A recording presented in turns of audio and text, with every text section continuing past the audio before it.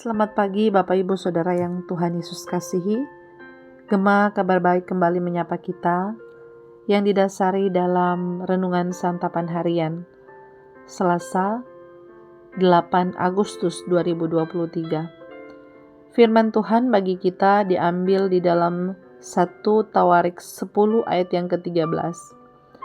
Demikianlah Saul mati karena perbuatannya yang tidak setia terhadap Tuhan, oleh karena ia tidak berpegang pada firman Tuhan, dan juga karena ia telah meminta petunjuk dari arwah.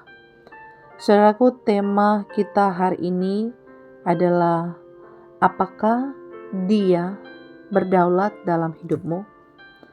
Saudara yang dikasihi dan diberkati Tuhan, tidak jarang orang menyebut dirinya Kristen, padahal dia tidak mengikuti Tuhan dengan sepenuh hati. Dalam mengikut Tuhan, ia sering menyertakan tuntutan pribadinya, bahkan menjadikan Tuhan sebagai alat untuk memuaskan keinginannya. Salah satu contohnya adalah Raja Saul. Saul adalah raja pertama dalam sejarah Israel.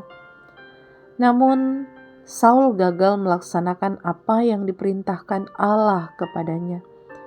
Ia berdosa dengan mengambil ratusan istri dan gundik dari bangsa-bangsa asing, mengikuti penyembahan berhala, dan bahkan meminta petunjuk dari arwah. Pada akhirnya, kematiannya terjadi atas kehendak Allah yang berdaulat.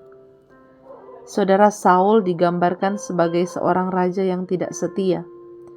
Ia tidak hanya melakukan kesalahan, tetapi juga gagal dalam melakukan kebaikan.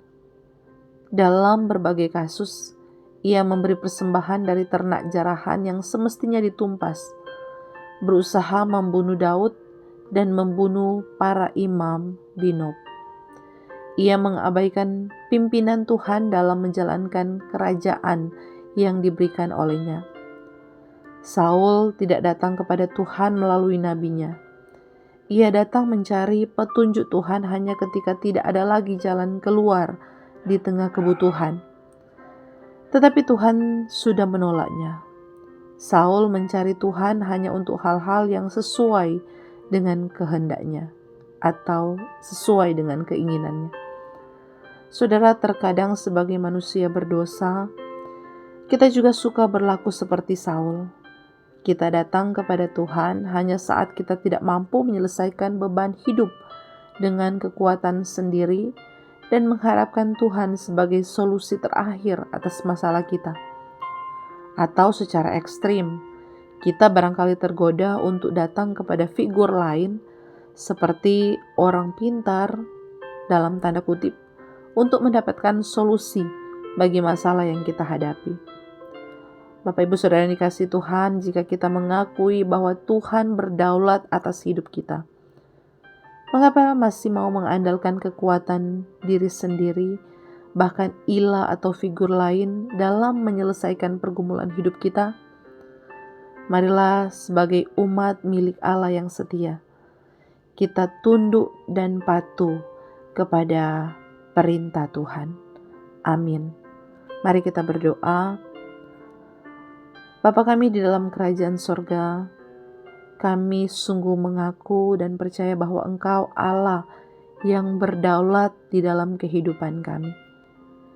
Tuhan, biarlah di dalam kehidupan kami orang-orang yang mengakui dan mempercayai kedaulatan Allah.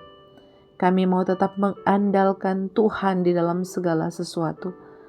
Ketika kami menghadapi setiap pergumulan, kami datang kepada Tuhan.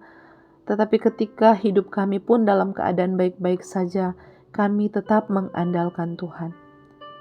Mampukan kami Tuhan, dan ampuni kalau selama ini Engkau mendapati kami sedang mengandalkan kekuatan kami sendiri, bahkan kami sedang mengandalkan manusia. Ampuni kami Tuhan, ampuni kami. Terima kasih untuk firman-Mu di hari ini. Biarlah kami boleh tetap menjadi umat-Mu yang setia dan taat terhadap segala perintah-Mu. Di dalam nama Tuhan Yesus kami berdoa. Amin. Demikian Gema kabar baik telah menyapa kita. Shalom, Tuhan Yesus memberkati.